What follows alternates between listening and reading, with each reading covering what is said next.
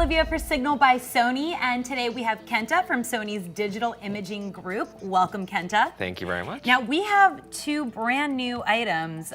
These are totally different than anything I've really ever seen before. Tell us about what we're looking at. Yes, so these are really crazy products. These are basically lens-style cameras. If I get this right, this is not only a lens, but there's also a camera within this. Yeah, and where it really shines is the ability to connect your phone seamlessly. So whatever you take photos of, it also streams it to your smartphone.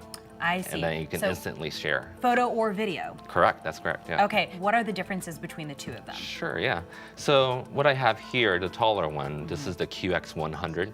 It's an amazing lens-style camera because it's exactly the same as an RX100 Mark II, but in this form factor. In the sense of the sensor and the processor? Yes, correct. So image sensor, it's a 1-inch sensor, and it's an XMOR. It takes really great pictures in low light. Professional low light pictures with this, okay? And then the lens too, it's f1.8, so extremely bright as well.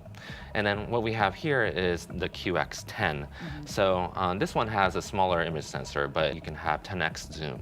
Okay, 10x zoom, and with that level of zoom, do we have an image stabilization or a steady shot feature on this? Yeah, it's a steady shot. It's built inside.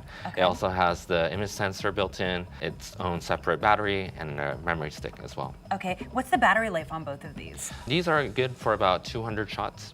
Okay, so let's go ahead and just walk through how to pair the camera lens with your actual phone. Sure, yeah. So these are compatible with both iPhone and Android. So if your phone has NFC capabilities like your Xperia, then you can just touch. Correct. And now with the iPhone, that doesn't have NFC yet, so I'm just going to use the Wi-Fi network. Correct. So you turn it on, good? Yes. And there you go. You have live view on your screen. So now I have sort of an ad hoc network here with my Wi-Fi, and I have a remote viewfinder. Correct, yeah. Okay. Now, using the Play Memories mobile app, I'm able to basically see exactly what I'm seeing with the lens camera in real time. And we can actually control the exposure, intelligent, superior, program auto, and then also we can actually zoom. Correct, yeah. So we can go wide on this, and then of course trigger, start, stop. Yep. So that's really great. And you know, again, this actually hooks onto the phone. Yep. So we don't need this to always be remote. So it looks like this attaches directly to your mobile device, and then you can use it like this as well. So that also means that you don't need these to be touching in order to see it. Technically, because you don't need to have this on your phone, depending upon what you're actually going to be using this camera lens for, really the possibilities are endless. Now, how far can the camera lens be from your actual mobile device before we lose the signal? Yeah, that's a common question that we get. It depends on the situation. So if you have a lot of walls between, then it might limit it, but generally 15 to 30 feet. That's great. So really great remote features, you know, because there is sort of a limitation on how far the holders spread. Does that mean that it's either compatible with a tablet or not? So this back plate is just for your convenience. You know, if you wanted to attach it to your smartphone, you can actually take this off right here, and you can pair it with your tablet or your Android tablet and do the same things. As long as it accepts that app, then it'll be compatible. Correct, yeah. Excellent.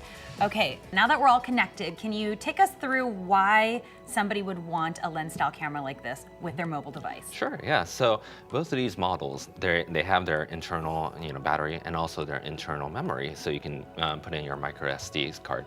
The advantage is it's saving it to the lens-style camera and also the smartphone as well at the same time. Okay, so let's go ahead and attach this guy on there. So because it's in your gallery or your film strip, if you're using an iPhone, you can easily access that image that you shot on this camera and use it to upload it to Facebook or use it for Instagram. Exactly. So all of your social media outlets. So why don't you try this out? All right. So we'll take a picture. Let's get one of you. All right. Okay. So we have our picture there, and we're just gonna send it to either Facebook or Instagram. Sure. And it's that easy. Correct.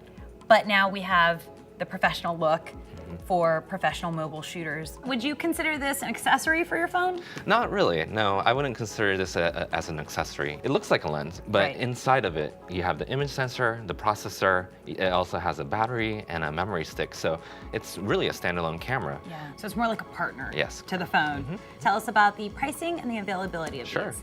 So the first one, we have the QX10. Okay. This comes in black and white as well. So what you see here is the white version. This is about $250. And the black and the white are both the same price point? Correct, $250. And what about the QX100? Yes, this one, remember, it's the X-MOR sensor. You know, it's exactly the same as the RX100 Mark II, but this will be available for about $500. Okay, 500. And does it come in the black and the white? No, this is black only. Black only. Both of them are going to be available early fall.